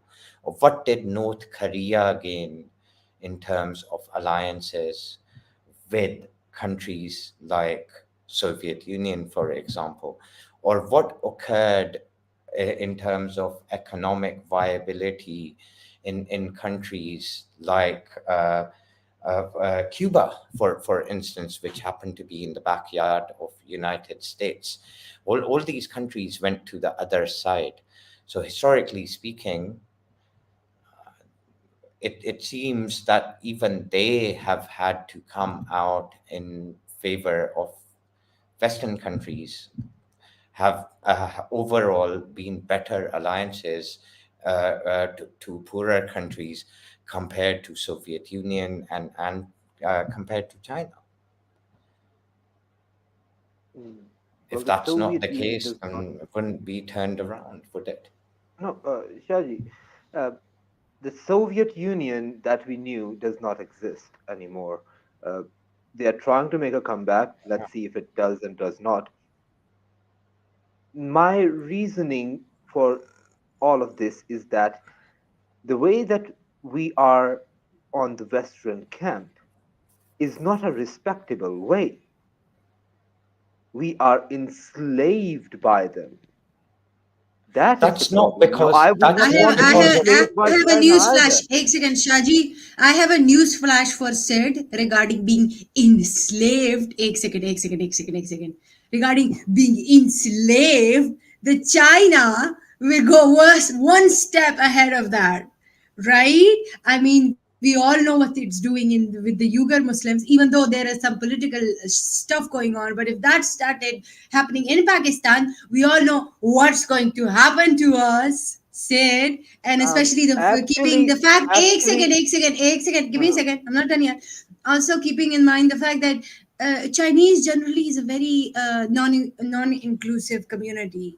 They do not mingle with other people. If you know, if most of the people that have worked with Chinese in Pakistan, they say they're very reserved. They mind their own business. They just don't interfere with you. Or and keeping in mind that how if you go back into the wars, China, when China invaded certain countries, they were very cruel. Like that's you in like the Christian countries or the West, you would say that it has some kind of a little bit of war because of the Abrahamic thing, but this China is almost an irreligious community, so you don't know what's going to happen to you, right? It will eat you up, and you won't even know. uh, So yeah, there it is. I would like to And respond to that. and Since we are Sid, under the on a hype, lighter note, on lighter note, they would even eat bats, and the world would see COVID. You never know. okay, And they might just eat us. You that. never know. Just a Bro, they second. were I'll capable of respond to trapping all of us these in points. our rooms for over two Sid, I just years, want to bro. make one point. For 2 years, we I were just want to make one entrapped in point. our rooms. You know what, I just want to make point out something to you. So the CCAP thing that is happening in Pakistan, they bring their own stuff, they don't buy nothing here. They needed steel, they made a steel factory in Pakistan, which gives nothing to Pakistan, right? Even when people say that the CPEC route is going to be so helpful for Pakistan, ooh, China, that's not exactly true. The whole route will be in control of the Chinese. You're not getting anything out of it, right? So technically, when you say that you're giving them one route and they're taking over that thing, imagine if you go into their camp, they will definitely start making stuff for you. But you know what happens? You know what happened to Montenegro? You know what happened to Sri Lanka? They took over their ports. They took their ports from them. They're so far away from China, but they took their port from them. They could do nothing about it because they kept giving them money and they wouldn't know how to run. They're going to take over you. They're going to enslave you, and then you wouldn't be even able to speak online like you're still talking right now. At least in that case, I would say that it's they have a purpose, right? They're just not going completely whack on us, right? And Pakistan, let me just tell you something. Pakistan gets a lot of favors from America, right? Unlike China will trample us. And then again, yeah, just because of that round face of yours, when Furkan Bhai said that they're going to eat bats, they might just start considering you as a dumpling and eat you up as well. One In point. response to all, Sit. Let me add one point, I might and then you lose the can then memory. sit. I have to remember all of these points to Sit. respond to. One small point. I think like when America makes a deal with a country, one thing that I like, although they do a lot of things which violate a lot of boundaries, but like it's public. The deal they did with the Taliban's Doha agreement, it's public. Do we have a single agreement that Pakistan signed with the Chinese? Is it public? No. How much money Chinese basically gave to Pakistan? Is it public? The number? No. So it's a lot of censorship coming in from China, and it's scary sometimes. And even during like I would go back to the COVID thing. Uh, there are certain reports indicating that uh, the government knew when the outbreak started. They didn't basically informed, and there are certain health legislations. Global health security agenda is one of them. You have to inform a certain agency when certain outbreak happens, especially the zoonotic viruses coming into humans. So there are certain things which are very fishy. And Furkan Bhai, and now they're doing experiments on the COVID virus They, and making it more deadly. Dude, they, why? these Well, a lot of Now, like these जहर if को things जहर I can may मारता be है very इसलिए effective respond, as well, but at the end of the day, there is one now if hard I fact may that respond, hold on, Sid. So if you look at the Chinese law, what you'll basically discover, do you realize that if within China, if you don't pay your electricity bill, do you know what can be the punishment? That's Surprise just us, one Chachi. example. Do you know what can be the punishment? What? What? Any guesses? they would impale you. I don't know, is They it will real? throw you off the you don't building? get They heating can for like hang a you. week. Hang Holy you. Oh, crap! okay. Yes, They can Wow. hang you. Oh, that that is sounds so North considered. Korea. That is, That and the logic behind that law is that you are stealing resources of the government, and that is treason. oh तेरी खैर. Said, do you still want to go on Chinese camp? वो Chinese food तक सही था. Chinese camp तक scene हाँ, off Well, था. Chinese I No, food you would तक don't. भी No, love no, no, no, to no. कबाब भी Actually, mill you respond know if जाते what? हैं. I'm You allowed. know what? You know what? No, no, एक second. I want to say Walk, something walk, here. walk, walk, chop. Chinese, Walk, walk, chop. Chinese, नहीं, Furkan bhai. So the Chinese food that Sid mentioned. Sid, have you ever eaten original Chinese food? It tastes so Well, bad. I've I mean, I'm eaten the not desi being, but version. it's just so bad. I love Oh Manchurian. my I God! love All of you fried Astaghfirullah, rice, azul crazy wala and people tawba are that aligning astaghfirullah. tasted What political so happened? bad. ideologies and What? political Original. lining The on original one culture is and so bad. food. Oh my What's wrong god. with you? No, no, Yes, Have Mark. Sid, they you will We make are you had? eat not going to be Oh my cockroaches. God. we are not going to be deciding political alliances on taste buds and Thai daddies. Yeah, do you Please. guys even know what bows are? Like, how have you had Chinese and hated it? Because you probably didn't have it at the right place, or you don't have the taste for it. But the point is, Original Chinese. Okay, okay. Normally, I love Manchurian and egg fried rice or chicken fried rice. that That is is the normal not Pakistani Chinese. ones. Yeah, Yes, yes, that's what I'm. that's Yeah, that's he thinks that's Chinese. He's talking oh about that Bro, Chinese. you'll Yeah. be No, but surprised to oh look, know. guys, You'll my be bad. you're not surprised even to allowed. hold on, Now I'm Sid. to getting all the pointers you Sid, at me. one I second. was tell. S- You know what? I'm not even going to respond because I've forgotten all these pointers. Hell with the कोई lot नहीं of bro, हो you. जाता है, हो जाता है. No, कभी no, no. Anyway, कभार ही go bro. I'm on. not going to be on the screen. Dumpling. Hell with the lot of you. Now Go you on, carry on your dumpling. point. Oh, Now I've forgotten Go all on, the dumplings. pointers. dumpling. Oh, dude, momos. Okay, Momos. so I was going to make a point, Sid. Sid is right about the thing. So Uyghur cuisine is very similar to Pakistani Chinese. That's what you're basically having. The most of the Pakistani and Indian Chinese is what is known as the Hakka cuisine of Chinese people, which is basically what the Uyghurs basically eat.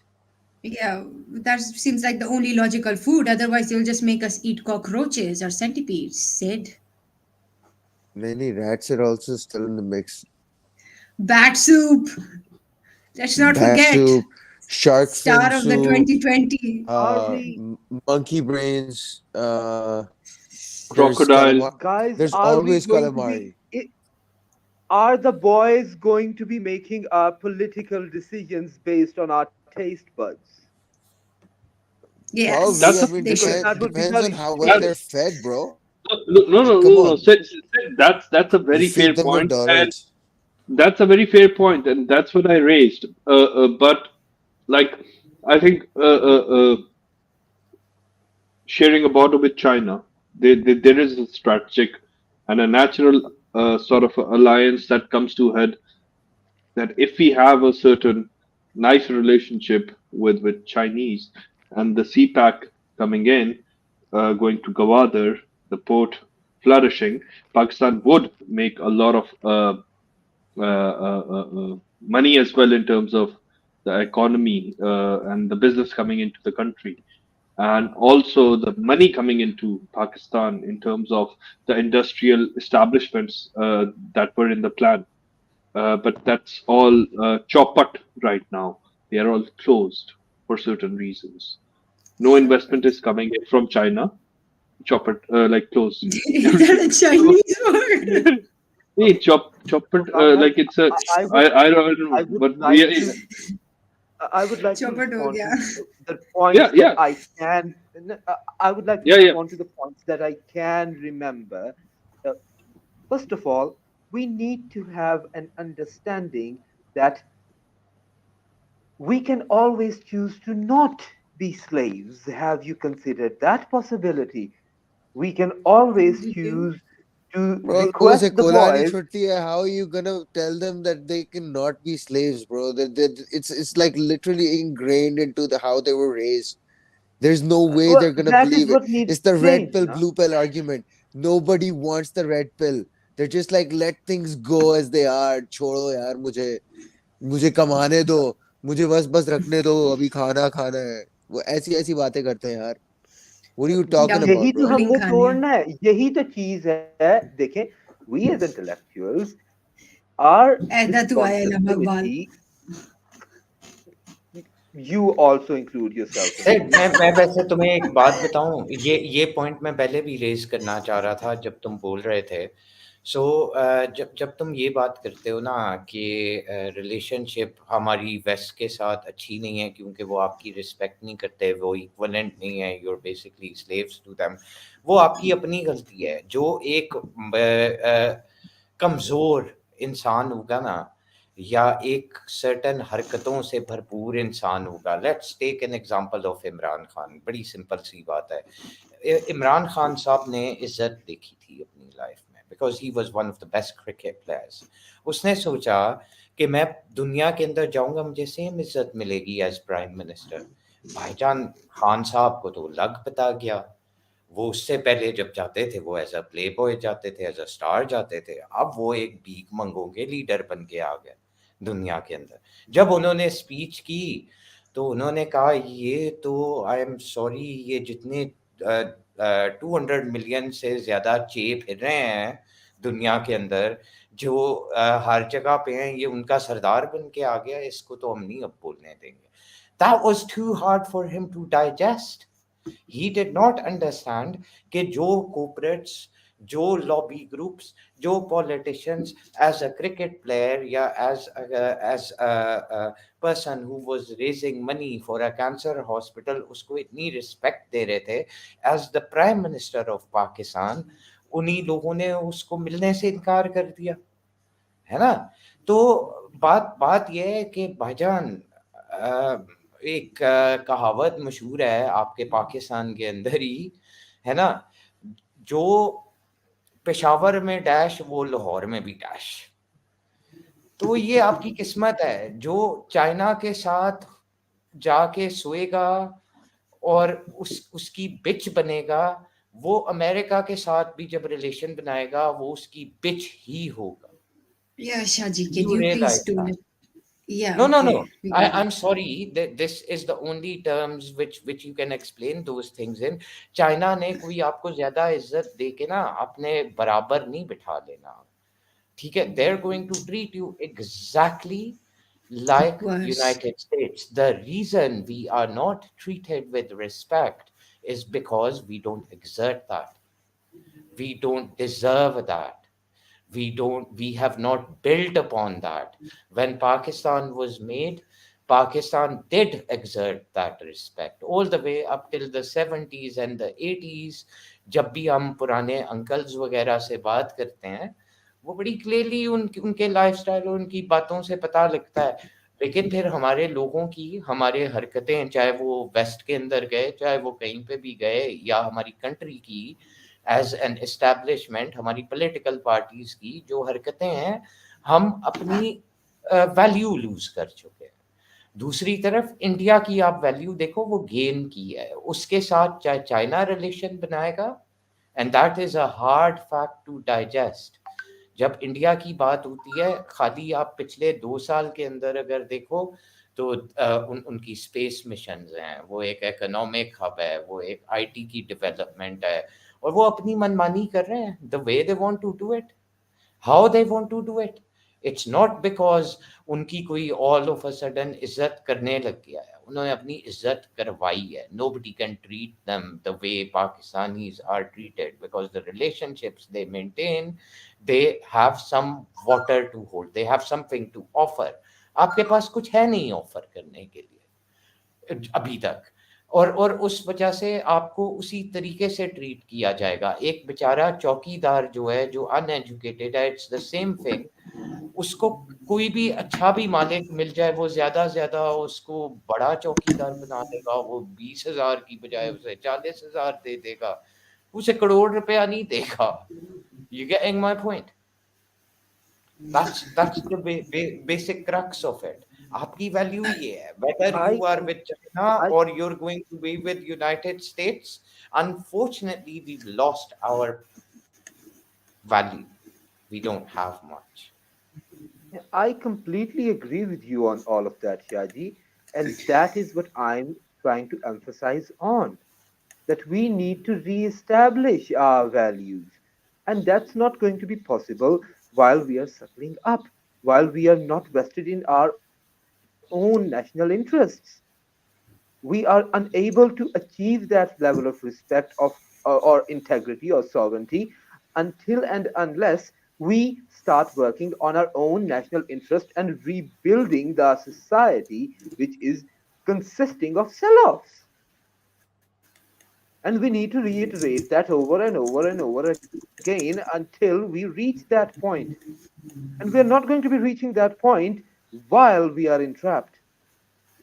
हम नहीं कर सकते हैं उस चीज के ऊपर अपने आप को लेके जाने का कोई भी तरीका जब तक हम गुलामी के तोकों से निकल ना जाएं, कम से कम जहनी तौर पर निकल ना जाएं।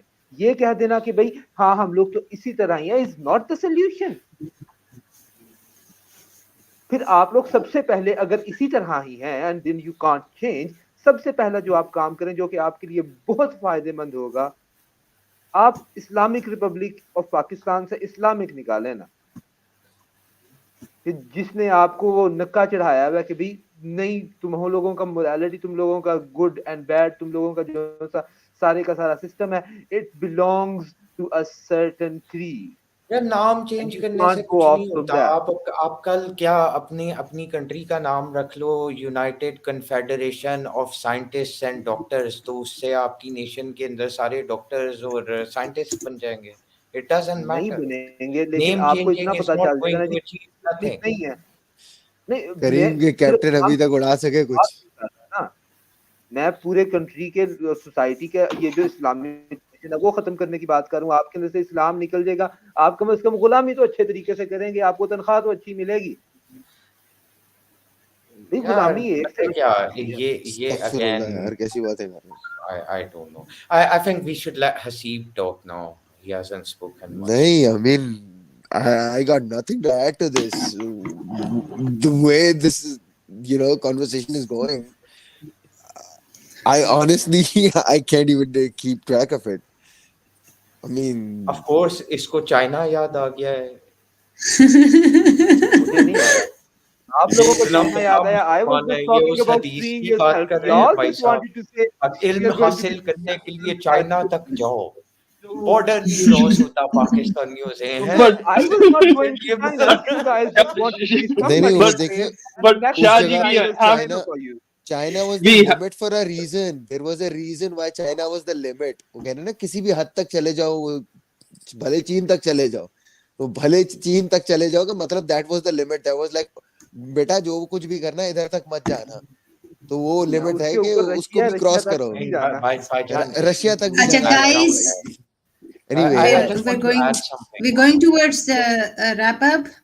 तो उसके बाद Shahaji, we're going towards the wrap up, so give your last statements. I'm going to begin from Shaji please.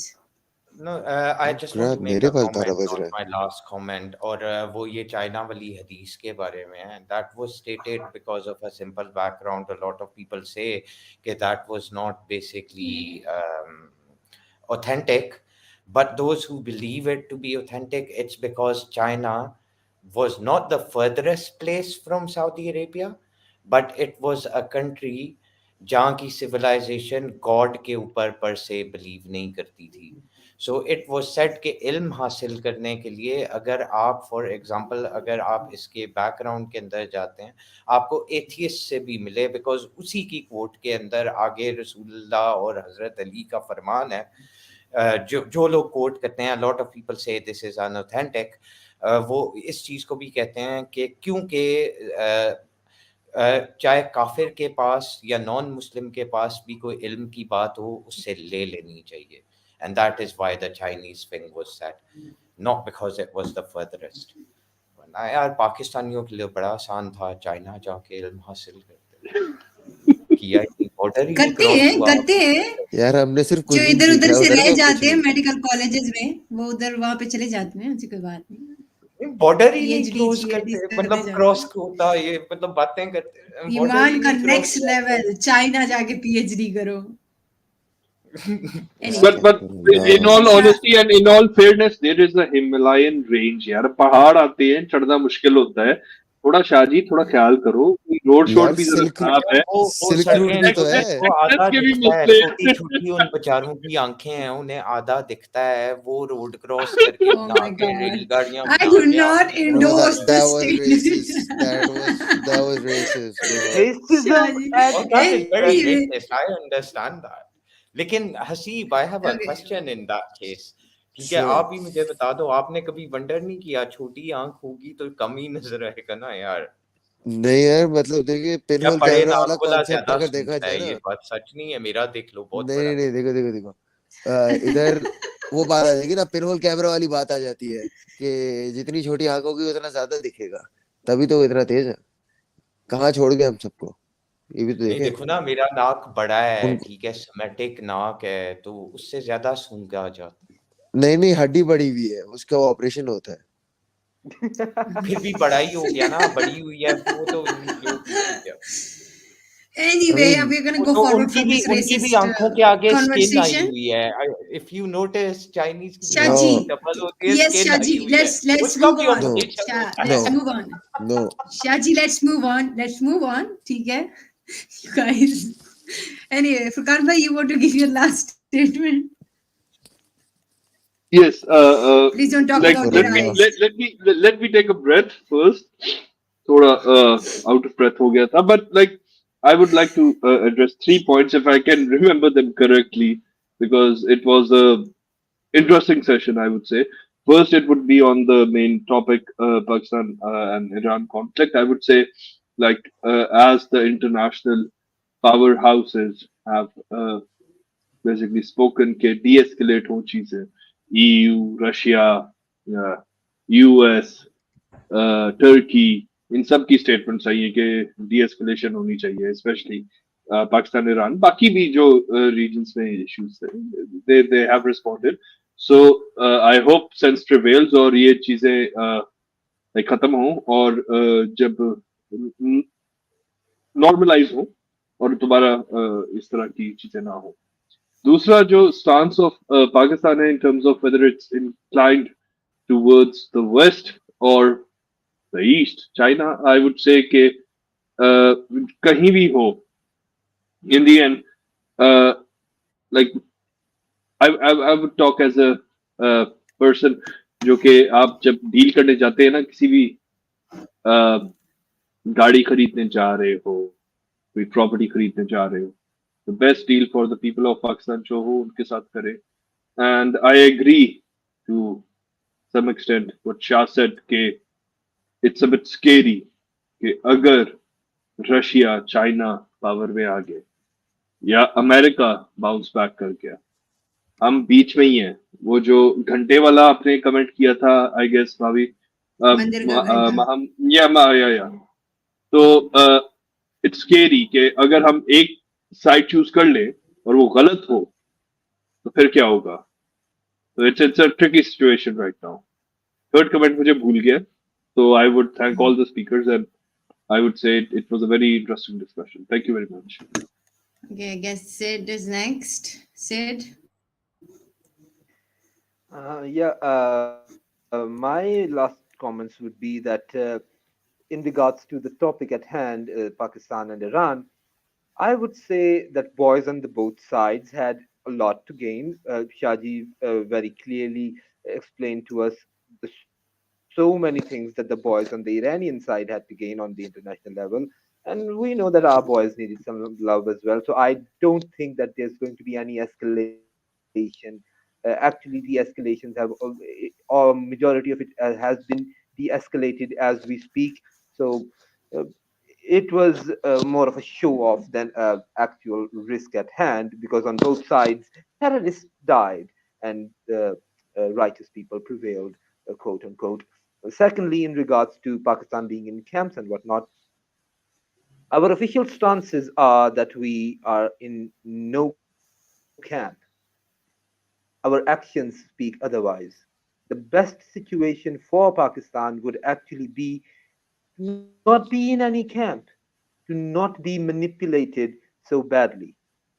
We need to make our establishment understand that it is in their best interest to not take so much bribe, tone it down a bit, and work towards a little bit of sovereignty, a little bit of interest of the state, and maybe you can break the shackles a little bit, maybe not in your generation, but for your children, for the next It generation. is too late. Make It's too Pakistan a late. country where we don't have It's to be just too slaves. late.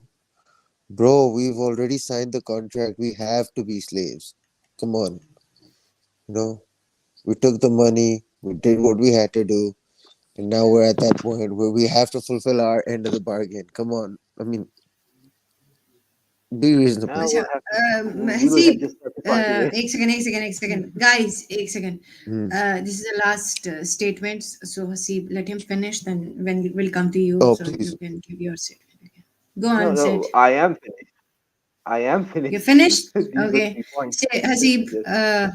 please give your last comments. See, my only comment here is we've already submitted. Like, what are you talking about when we're talking about camps? There are no camps. I mean, we're gonna follow literally what lead we're told to follow, regardless of who's in command, regardless of what we want to do. I mean, it's all bound to happen. So you can sit around here and we can actually discuss this entire topic in all, the depths of what spectrum of depths we can actually allocate to it. But like, my God, yeah. I mean, the only thing is that we're already doomed. I mean, say what you will. Okay, I guess. Here, there. I mean, we're screwed. So it's my turn. Yeah. So Are you what I'm going forgetting to me say is again? that I'm gonna, huh? Are you forgetting me again?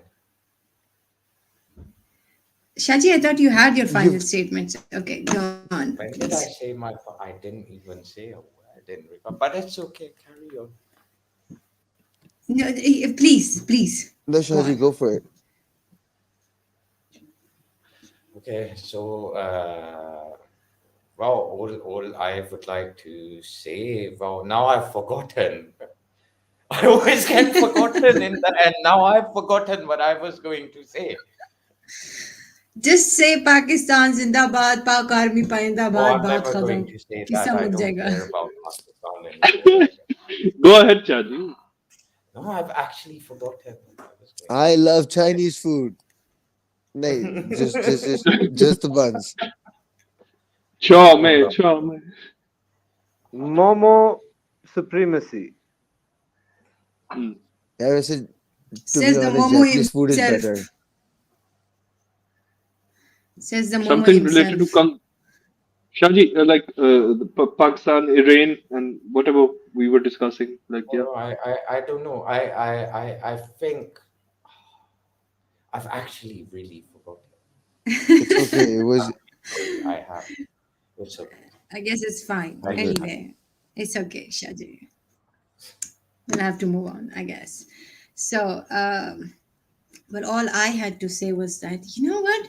Isn't it a bit weird that Pakistan has to pick a fight with Afghanistan, which is a Pashtun state, and then he has to pick a fight with Iran, which is the Pashtun ancestor state? I mean, what's the game, bro? Stop doing that, man.